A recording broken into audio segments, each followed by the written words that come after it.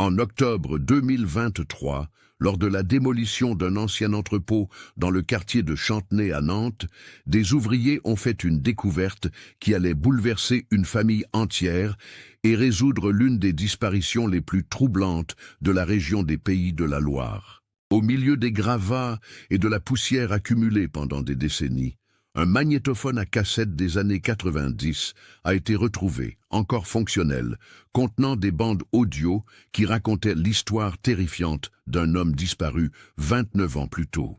Marcel Fontaine, ancien inspecteur de police respecté, avait disparu sans laisser de traces en octobre 1994, à l'âge de 68 ans. Sa famille n'avait jamais cessé de chercher des réponses, et pendant presque 3 décennies, le mystère de sa disparition était resté entier.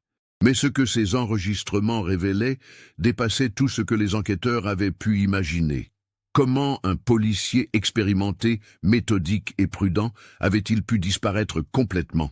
Et surtout, qu'est-ce qui l'avait poussé à enregistrer ces dernières heures sur ces cassettes qui allèrent devenir son ultime témoignage? Avant de continuer avec cette histoire perturbante, si vous appréciez les cas mystérieux réels comme celui-ci, abonnez-vous à la chaîne et activez les notifications pour ne manquer aucun nouveau cas. Maintenant, découvrons comment tout a commencé. Nantes, au début des années 90, était une ville en pleine transformation.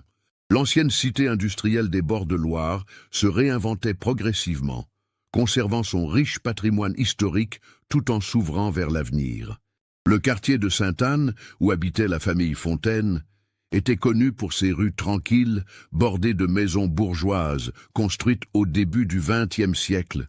Ses petits commerces de proximité et cette atmosphère de village en plein cœur urbain qui faisait tout son charme. Marcel Fontaine était une figure respectée du quartier. Après 42 années passées dans la police nationale, dont les 20 dernières comme inspecteur à la brigade criminelle de Nantes, il avait pris sa retraite en 1988 à l'âge de 62 ans. Grand, les cheveux gris toujours impeccablement coiffés en arrière, Marcel incarnait l'image même du policier de la vieille école. Rigoureux, méthodique, doté d'une mémoire photographique qui lui avait valu le surnom de l'archiviste parmi ses collègues. Il portait encore chaque jour une chemise blanche repassée avec soin et un pantalon de costume sombre, comme s'il était toujours en service. Sa femme, Elisabeth, était une ancienne institutrice de l'école primaire du quartier. À 66 ans, en 1994, elle incarnait la douceur et la patience que Marcel n'avait jamais tout à fait possédées.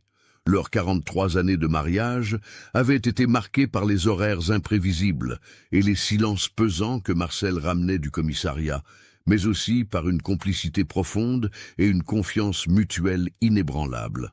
Elisabeth avait appris depuis longtemps à ne pas poser trop de questions sur les affaires qui tourmentaient son mari, comprenant que certains secrets devaient rester enfermés dans les archives de la police.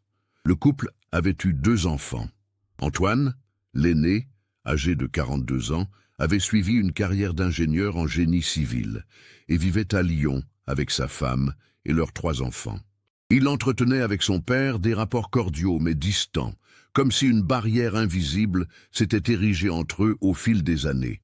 Céline, la cadette de 38 ans, travaillait comme infirmière au CHU de Nantes. Plus proche de son père que son frère, elle lui rendait visite chaque dimanche pour déjeuner en famille, rituel sacré que rien ne venait jamais perturber. La retraite de Marcel n'avait pas signifié la fin de son engagement envers la justice. Au contraire, elle lui avait offert le temps qu'il n'avait jamais eu pour se plonger dans ce qui était devenu son obsession, les cold cases, ces affaires non résolues qui hantaient encore sa mémoire. Dans son bureau au premier étage de leur maison de la rue Gambetta, Marcel avait reconstitué une sorte de salle d'investigation miniature.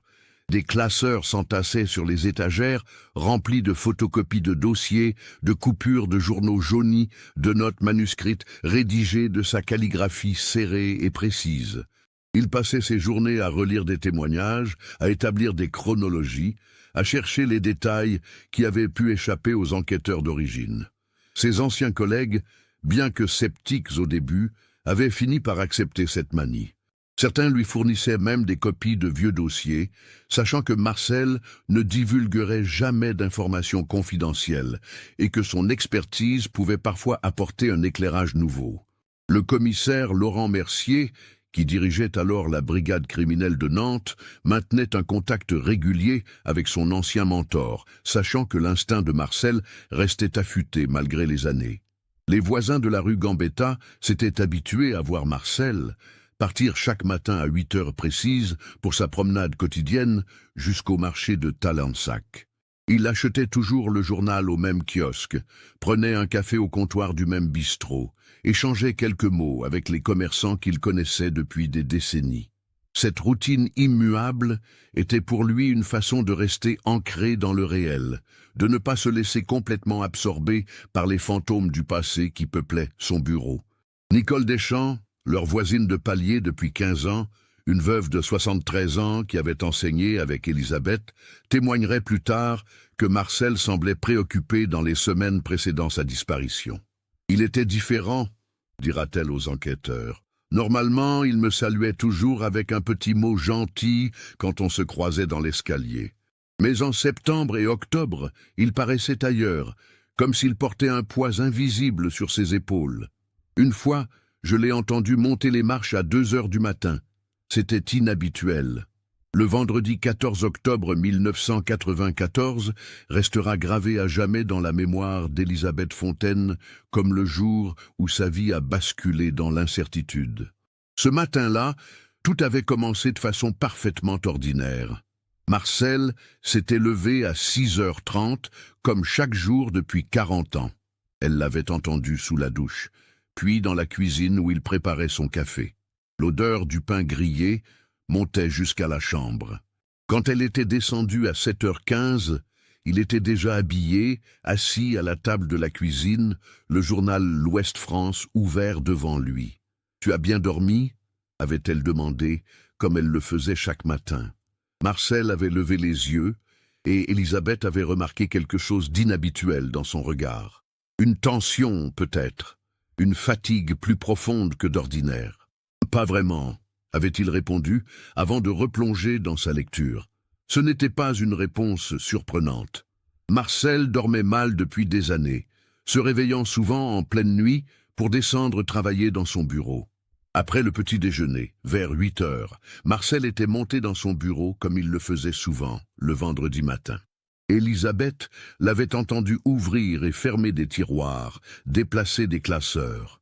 Puis, vers 8h30, il était redescendu avec sa sacoche en cuir marron, celle qu'il emportait toujours quand il partait pour sa promenade matinale. « Je vais faire un tour », avait-il annoncé en enfilant sa veste beige. « Je serai de retour pour le déjeuner. » C'était la dernière fois qu'Elisabeth voyait son mari vivant. À 13h, quand Marcel n'était toujours pas rentré, Elisabeth avait commencé à s'inquiéter. Ce n'était pas dans ses habitudes. Marcel était d'une ponctualité quasi militaire. Elle avait appelé le bistrot où il prenait son café, mais le patron lui avait confirmé que Marcel n'était pas passé ce matin-là. Inhabituel, mais pas encore alarmant. Peut-être avait-il changé son itinéraire. À 15h, l'inquiétude s'était transformée en angoisse. Elisabeth avait appelé Céline, qui était venue immédiatement. Ensemble, elles avaient parcouru le quartier, interrogeant les commerçants, vérifiant les lieux habituels de Marcel.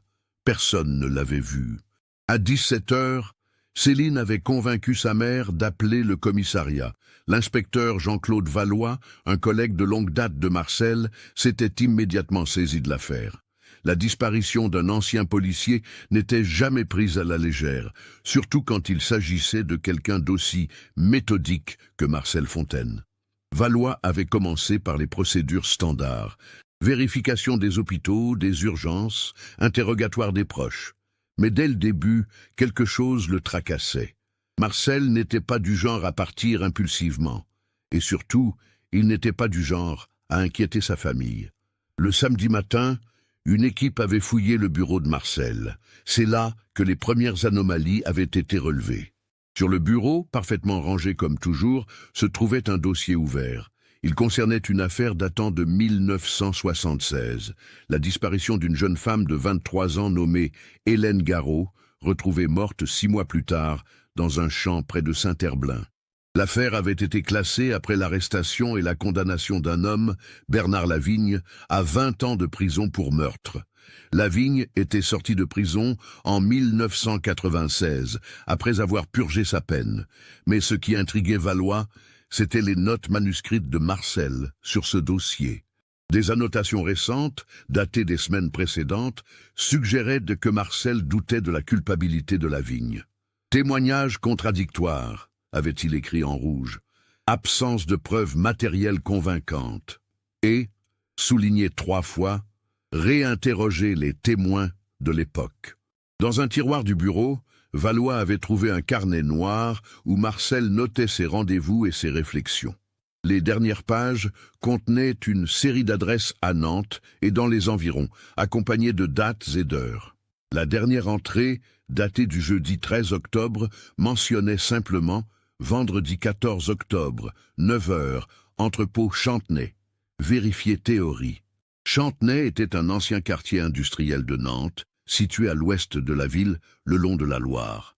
Dans les années 90, le quartier était en déclin, marqué par la fermeture progressive de ses usines et entrepôts. L'adresse notée par Marcel correspondait à un ancien entrepôt de stockage de matériaux de construction, abandonné depuis le début des années 80.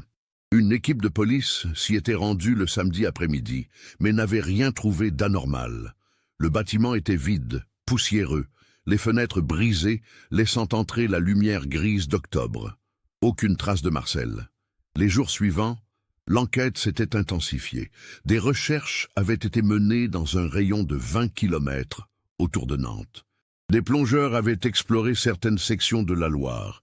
Les médias locaux avaient diffusé la photo de Marcel, demandant à toute personne ayant des informations de se manifester. Un témoin, un sans-abri qui dormait régulièrement sous le pont de Chantenay, avait déclaré avoir vu un homme correspondant à la description de Marcel le vendredi matin, vers 9h15, marchant en direction de la zone industrielle. Mais personne ne l'avait vu repartir. Bernard Lavigne, l'homme condamné dans l'affaire Garot, avait été localisé et interrogé. Il vivait désormais à Angers, travaillait dans une entreprise de nettoyage, menait une vie discrète. Il avait confirmé avoir reçu une lettre de Marcel 3 semaines auparavant, lui demandant un entretien pour discuter de son affaire.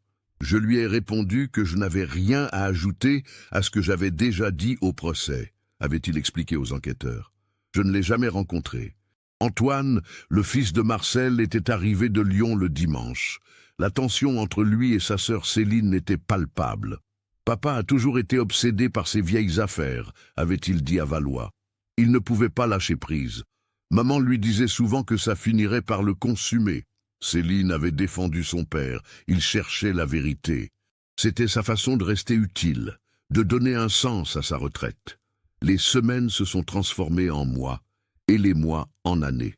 Pour Élisabeth Fontaine, le temps s'était comme figé le 14 octobre 1994.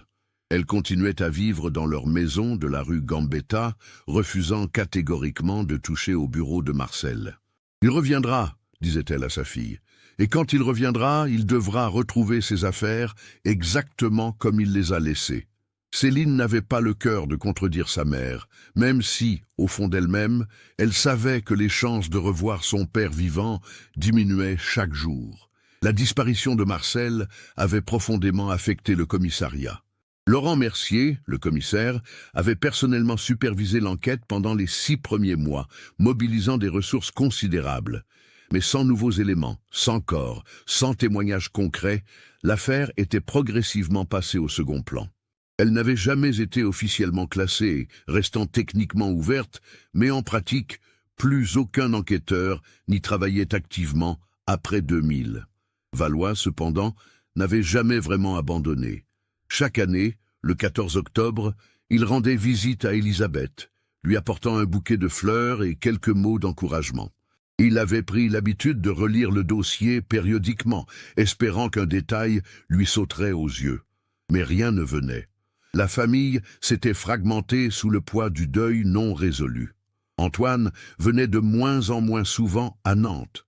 Les rares fois où il voyait sa mère, Leur conversation tournait inévitablement autour de Marcel, ce qui créait une tension insupportable. « Je ne peux pas passer ma vie à chercher un fantôme », avait-il fini par dire à Céline lors d'une dispute mémorable à Noël 2001. « Papa est parti.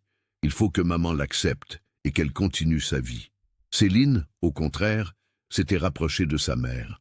Elle passait au moins 3 soirs par semaine rue Gambetta, partageant le dîner avec Elisabeth, l'aidant avec les tâches ménagères, mais surtout lui offrant une présence, une écoute.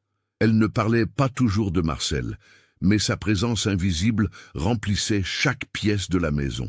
Parfois, Elisabeth montait dans le bureau et s'asseyait simplement dans le fauteuil de son mari, touchant ses stylos, feuilletant ses carnets, comme pour maintenir un lien avec lui.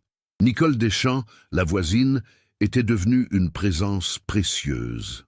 Elle prenait le café avec Elisabeth presque chaque après-midi, l'accompagnait au marché, l'aidait à combattre la solitude qui menaçait de l'engloutir. « Votre Marcel était un homme de devoir », disait-elle souvent. « S'il est parti sans prévenir, c'est qu'il avait une raison importante. Il ne vous aurait jamais abandonné par légèreté. » Au fil des années, diverses théories avaient circulé dans le quartier. Certains pensèrent que Marcel avait découvert quelque chose de dangereux dans une de ses vieilles affaires et qu'il avait été éliminé par des personnes cherchant à protéger leurs secrets. D'autres suggéraient qu'il avait fait une fugue, incapable de supporter le poids de ses souvenirs. Les plus romantiques imaginaient qu'il souffrait d'amnésie et errait quelque part sans savoir qui il était. Mais aucune de ces théories n'expliquait pourquoi aucun corps n'avait été retrouvé, pourquoi aucun indice concret n'avait jamais émergé.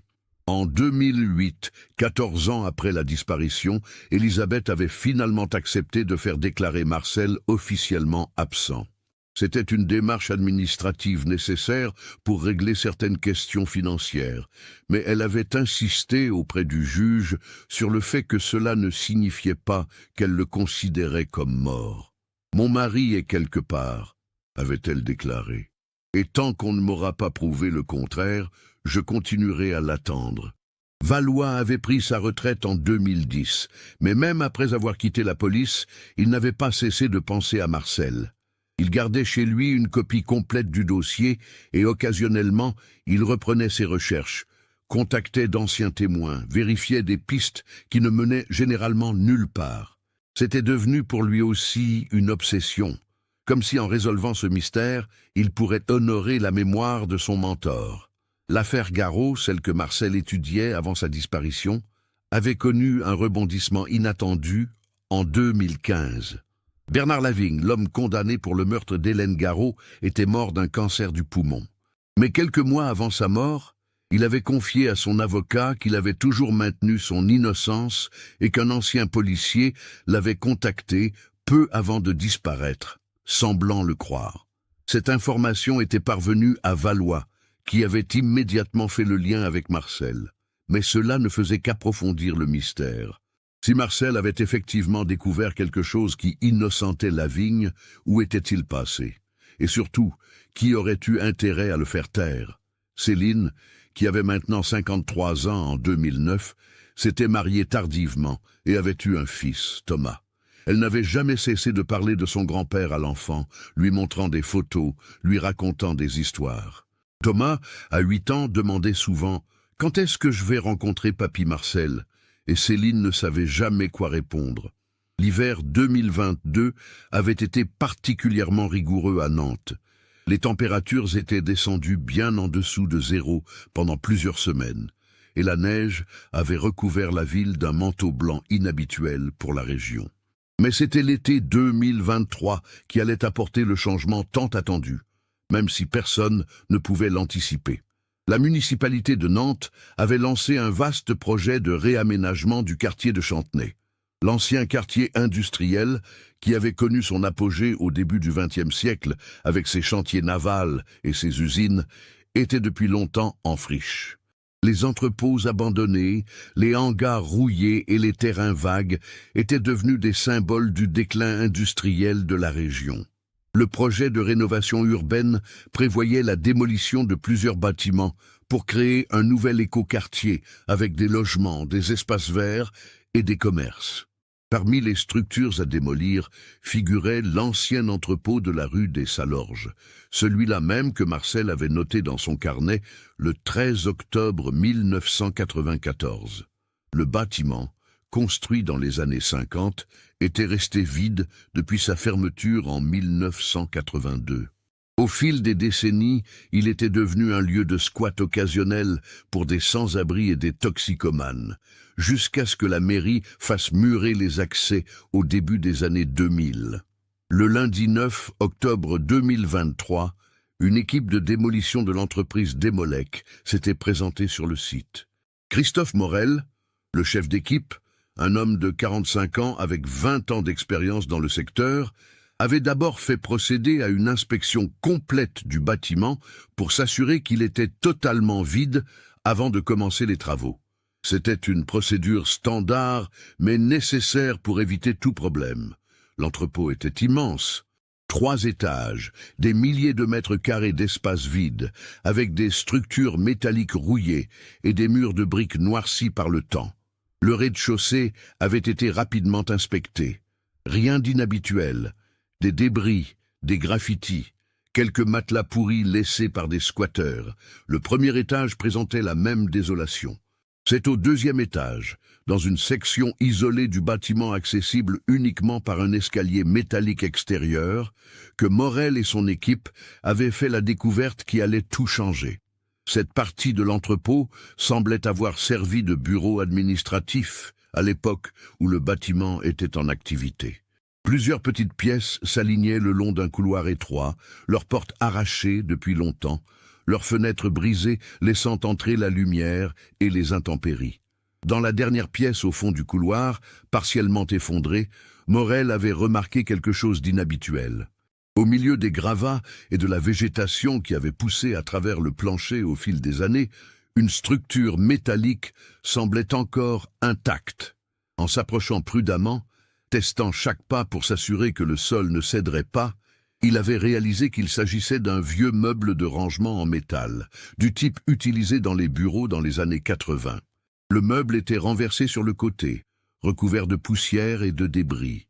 Quand Morel l'avait déplacé avec l'aide d'un de ses collègues, Julien Roux, ils avaient découvert quelque chose de troublant derrière, un sac en toile militaire, partiellement enterré sous des morceaux de plâtre tombés du plafond. « C'est bizarre, ça », avait dit Julien. « Pourquoi quelqu'un laisserait un sac ici ?»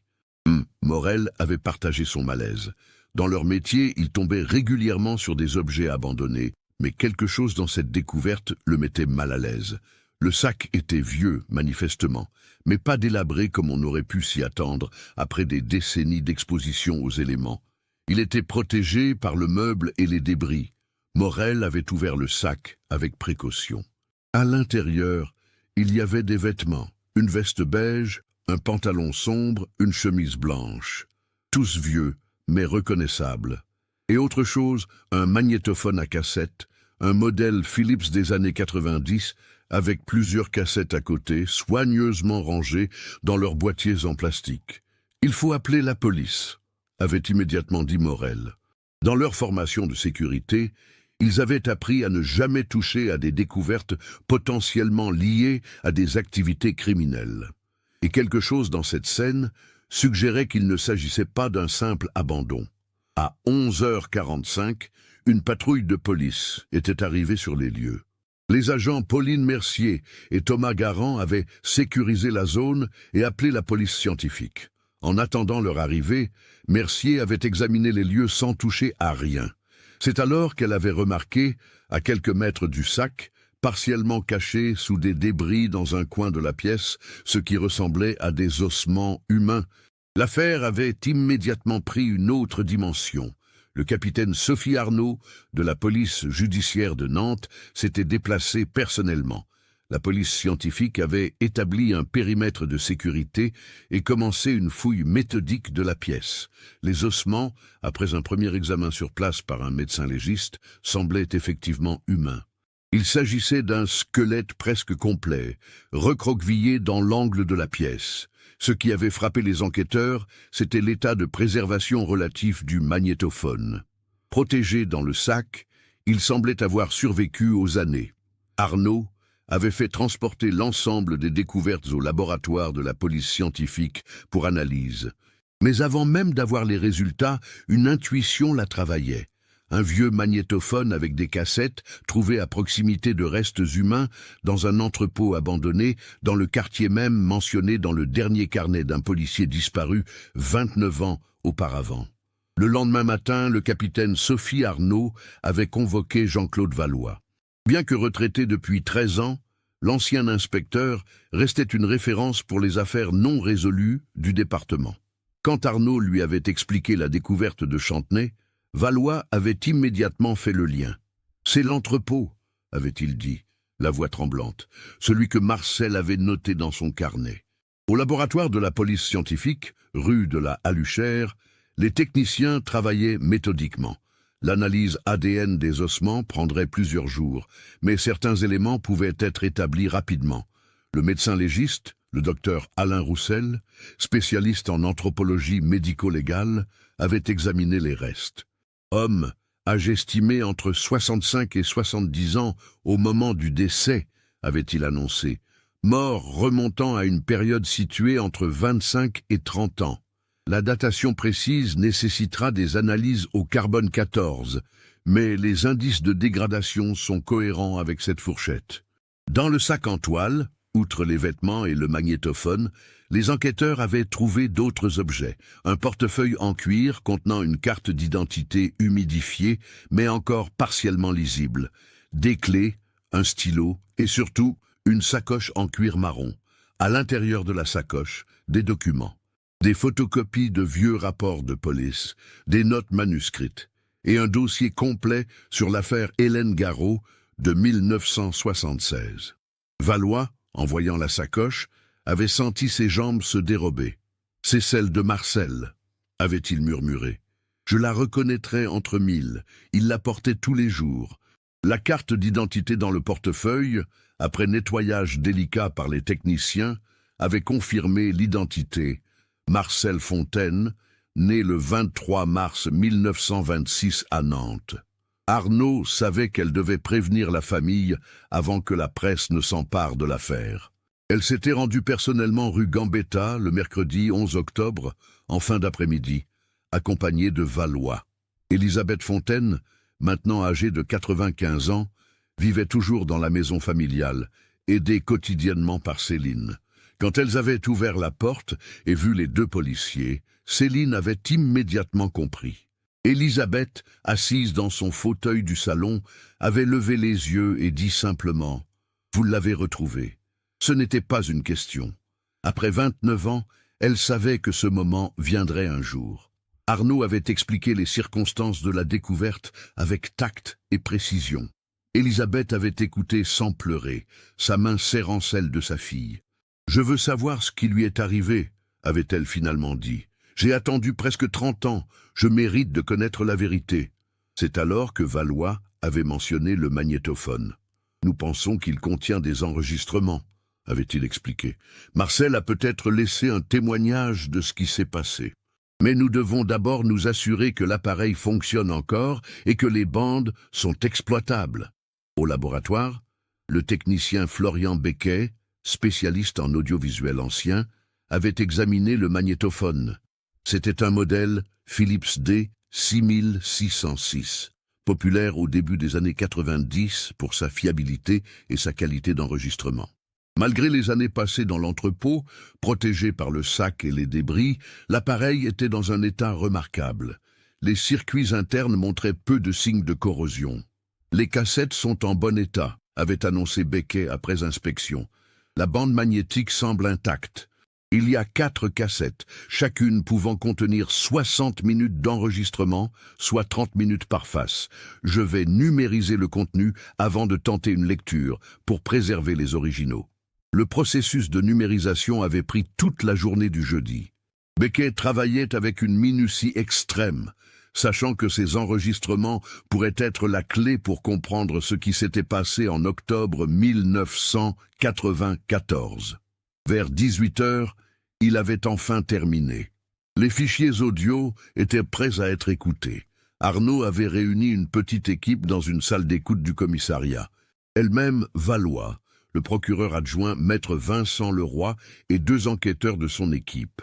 Elisabeth et Céline avaient demandé à être présentes, mais Arnaud avait préféré écouter les enregistrements d'abord, ne sachant pas à quoi s'attendre. « Si le contenu est écoutable et pertinent pour votre famille, avait-elle promis, je vous tiendrai informé immédiatement. » À 19h30, dans le silence total de la salle d'écoute, Arnaud avait lancé la première cassette. Après quelques secondes de grésillement, une voix avait émergé. Une voix que Valois reconnaîtrait entre 1000, même après presque 3 décennies, celle de Marcel Fontaine. Vendredi 14 octobre 1994, 9h20 du matin. Je m'appelle Marcel Fontaine, ancien inspecteur de police à Nantes. Si quelqu'un écoute ceci, c'est que je ne suis probablement plus en vie. Je vais essayer d'expliquer comment j'en suis arrivé là. La voix de Marcel était calme, posée, presque professionnelle, comme s'il dictait un rapport. Mais ceux qui le connaissaient pouvaient détecter une tension sous-jacente, une fatigue profonde. Valois avait fermé les yeux, l'émotion le submergeant. Depuis plusieurs mois, je travaille sur une affaire qui me hante depuis 18 ans.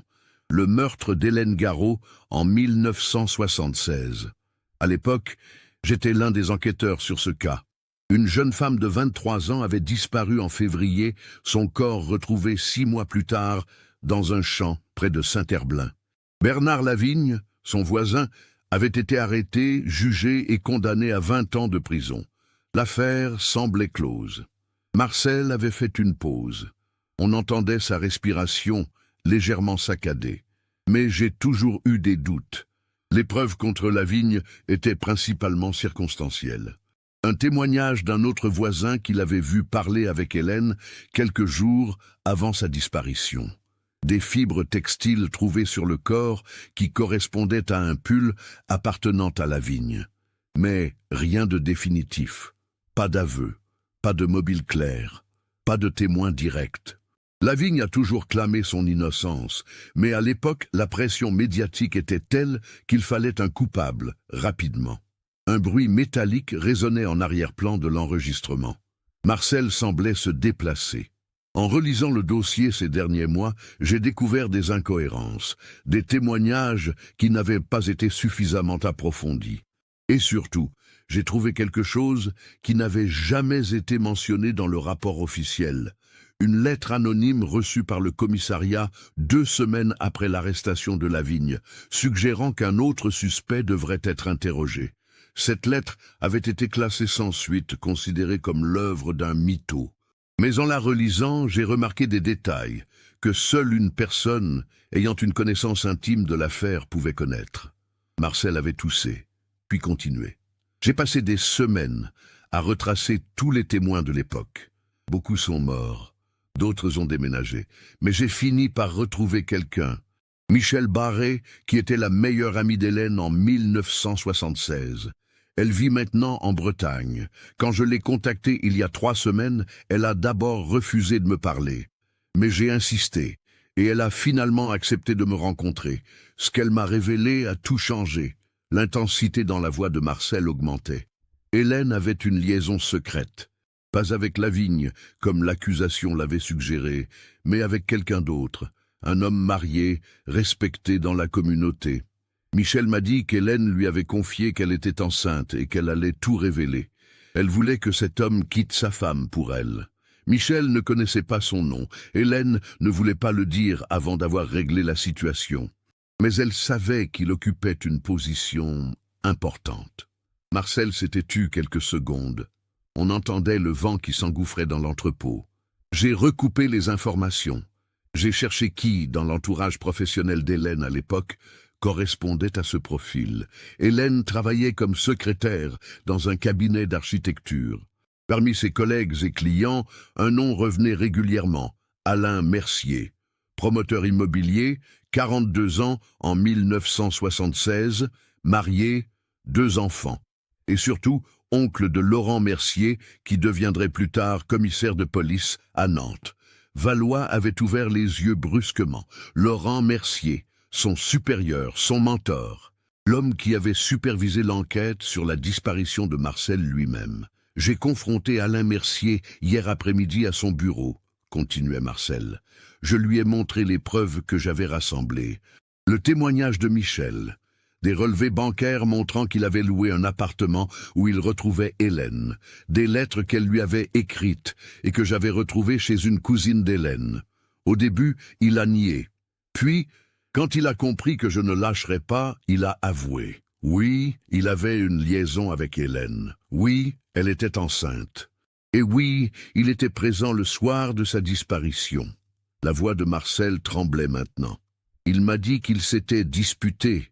Hélène voulait qu'il divorce. Lui refusait, disant qu'il avait trop à perdre. Elle a menacé de tout révéler.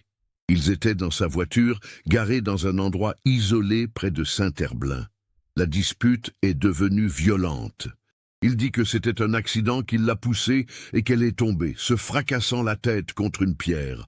Panique, il a caché le corps, espérant que personne ne ferait le lien. Quand Lavigne a été arrêté, il n'a rien dit, laissant un innocent payer pour son crime. On entendait Marcel pleurer maintenant, des sanglots étouffés.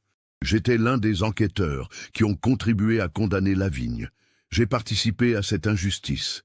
Pendant 18 ans, un innocent a croupi en prison à cause de mon incompétence, à cause de notre précipitation à clore l'affaire. Et pendant tout ce temps, Mercier vivait tranquillement sa vie, construisant son empire immobilier sur le dos d'une femme morte et d'un homme injustement condamné. Marcel avait fait une pause, reprenant son souffle. Après notre confrontation hier, Mercier m'a supplié de ne rien dire. Il m'a offert de l'argent, beaucoup d'argent. Quand j'ai refusé, il est devenu menaçant. Il m'a dit qu'il avait des contacts, que je ferais mieux de me taire si je tenais à ma famille. J'ai quitté son bureau, mais je savais que je ne pouvais pas aller directement à la police. Son neveu, Laurent, est commissaire. Ils sont proches. Je ne sais pas jusqu'où va cette protection familiale. La cassette grésillait. Marcel avait changé de position. Ce matin, j'ai reçu un appel. Une voix que je ne connaissais pas m'a donné rendez-vous ici, dans cet entrepôt à Chantenay. La voix m'a dit qu'il y avait des documents qui prouveraient définitivement la culpabilité de Mercier, cachés dans ce bâtiment depuis des années. J'ai hésité. Ça sentait le piège. Mais l'espoir de trouver des preuves irréfutables m'a poussé à venir. J'ai dit à Elisabeth que je sortais pour ma promenade. Je n'ai rien dit de plus. Je ne voulais pas l'inquiéter. La première cassette s'était terminée.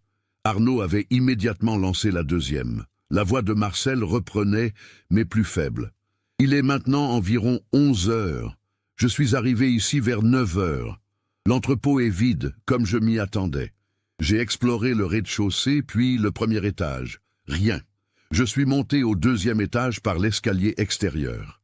C'est là que je les ai vus. 2 hommes. Je ne les connais pas, ils m'attendaient. On entendait la respiration de Marcel devenir plus rapide. Ils m'ont dit que Mercier les avait envoyés, que je posais trop de questions, que je devais disparaître. J'ai essayé de m'échapper, mais l'un d'eux m'a frappé. Je suis tombé, j'ai la tête qui tourne. Je pense qu'ils m'ont donné quelque chose. Un produit, je me sens de plus en plus faible. Des bruits confus remplissaient l'enregistrement, des voix lointaines, indistinctes. Ils m'ont enfermé dans cette pièce. Ils ont bloqué la porte. Je ne peux pas sortir. Les fenêtres sont trop hautes, trop dangereuses. J'ai essayé de crier, mais personne ne viendra ici. Cet endroit est abandonné depuis des années. J'ai réussi à sortir mon magnétophone de ma sacoche avant qu'ils ne la prennent. Ils ont fouillé mes poches, pris mon téléphone portable. Mais ils n'ont pas vu le magnétophone que j'avais dans la poche intérieure de ma veste. Marcel avait fait une pause, semblant rassembler ses forces. Si quelqu'un écoute ceci, vous devez savoir la vérité. Alain Mercier a tué Hélène Garot en février 1976. Bernard Lavigne est innocent. J'ai les preuves dans ma sacoche. Les lettres, les documents bancaires, tout. Faites justice. Pour Hélène, pour Lavigne, pour toutes les victimes. La 3e et la 4e cassette contenaient les dernières heures de Marcel Fontaine. Sa voix devenait progressivement plus faible, ses phrases plus décousues. Il parlait de sa vie, de ses regrets, de sa famille. Il demandait pardon à Elisabeth de l'avoir inquiété. Il disait à ses enfants qu'il les aimait. Il exprimait son espoir que la vérité finirait par éclater, même si cela prenait des années. Le dernier enregistrement datait du samedi 15 octobre 1994, selon les datations de Marcel. « Je n'ai plus de force. Je n'ai pas bu depuis hier. La température est glaciale la nuit. Je pense que c'est la fin. Je veux juste que vous sachiez que je ne vous ai pas abandonné. Je voulais faire ce qui était juste. Je voulais réparer mon erreur. Elisabeth, mon amour, je suis désolé. » Puis, le silence. Le magnétophone avait continué à tourner pendant encore quelques minutes, n'enregistrant que le vent et le silence de l'entrepôt abandonné avant que les piles ne s'épuisent. Dans la salle d'écoute, personne ne parlait. Valois pleurait silencieusement, la tête entre les mains. Arnaud avait les mâchoires serrées, la colère montant en elle. Le procureur Leroy avait déjà son téléphone à la main. Les heures qui suivirent furent intenses. Une équipe avait été immédiatement envoyée au domicile d'Alain Mercier, maintenant âgé de 89 ans, vivant dans une villa luxueuse à Pornic. Mais quand les policiers étaient arrivés à 6 heures du matin le vendredi 13 octobre, ils avaient trouvé Mercier mort dans son lit. Selon le médecin appelé sur place, il était décédé d'une crise cardiaque quelques heures plus tôt, probablement dans la nuit. Sur sa table de chevet, une lettre manuscrite adressée à son avocat. Dans cette lettre, Mercier avouait avoir appris par les médias la découverte de l'entrepôt de Chantenay. Il savait que le corps de Marcel serait identifié, que les enregistrements seraient trouvés. Il confirmait tout ce que Marcel avait dit. Sa liaison avec Hélène Garot, l'accident qui avait causé sa mort, son silence pendant le procès de Lavigne.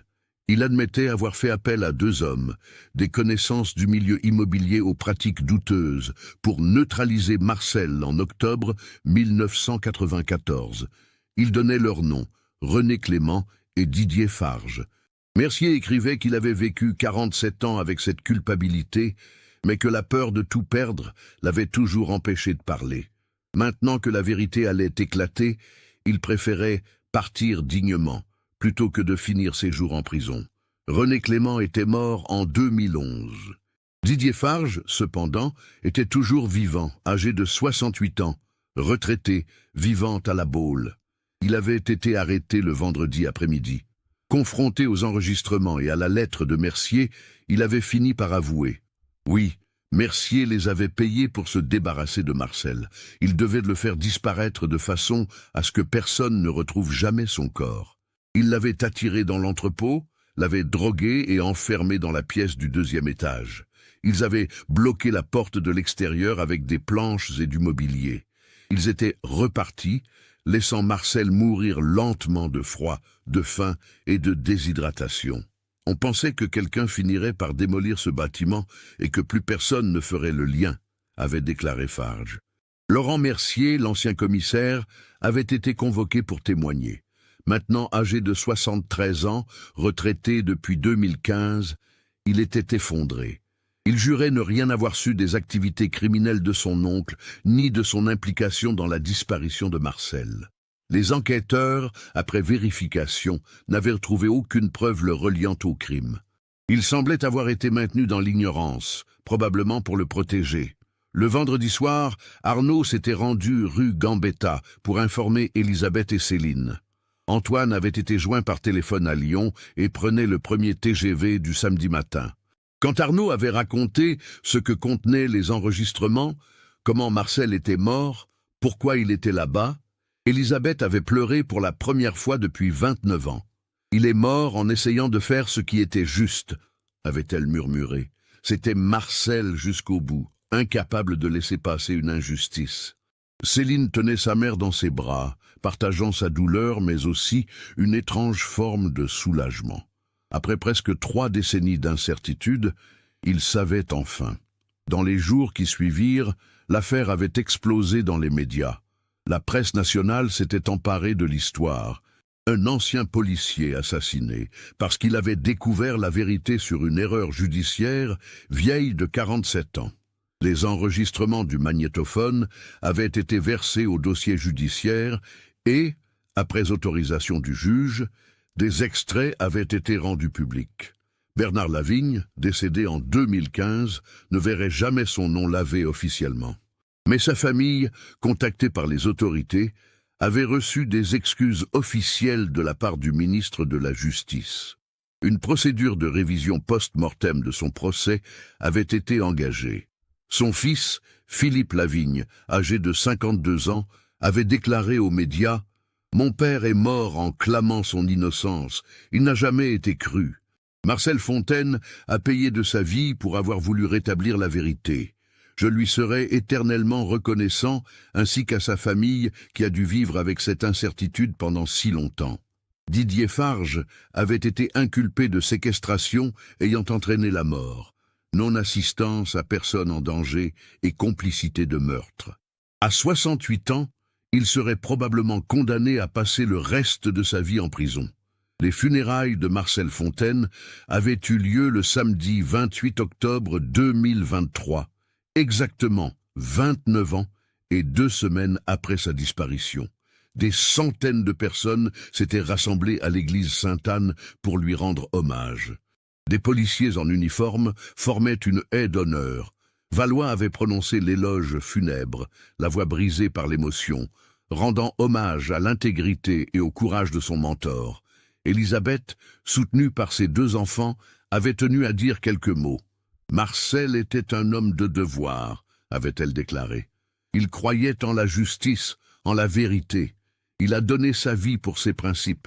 Je suis fière d'avoir été son épouse pendant 43 ans. Et je suis reconnaissante de savoir enfin ce qui lui est arrivé, même si la vérité est douloureuse. » Dans les semaines qui suivirent, l'entrepôt de Chantenay avait été démoli comme prévu. À l'emplacement exact de la pièce où Marcel était mort, la municipalité avait décidé d'installer une plaque commémorative. Elle portait une simple inscription. À la mémoire de Marcel Fontaine, inspecteur de police, mort pour la vérité et la justice. Octobre 1994. Céline avait repris le magnétophone après sa libération par la justice. Elle l'avait fait restaurer et l'avait placé dans une vitrine dans le salon de sa mère, à côté de photos de Marcel. « C'est grâce à lui que nous savons », disait-elle aux visiteurs. « Papa savait qu'il était en danger. Il a trouvé un moyen de nous laisser la vérité. » Thomas, le petit-fils de Marcel, maintenant âgé de 12 ans, avait écrit une rédaction à l'école sur son grand-père. « Mon grand-père était un héros », avait-il écrit. « Il est mort avant ma naissance, mais je le connais grâce aux histoires de ma mère et de ma grand-mère.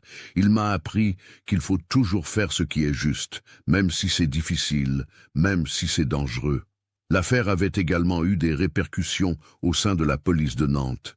Une enquête interne avait été lancée pour comprendre comment la lettre anonyme de 1976 avait pu être classée sans suite et pourquoi les doutes de Marcel sur le cas Lavigne n'avaient pas été pris plus au sérieux.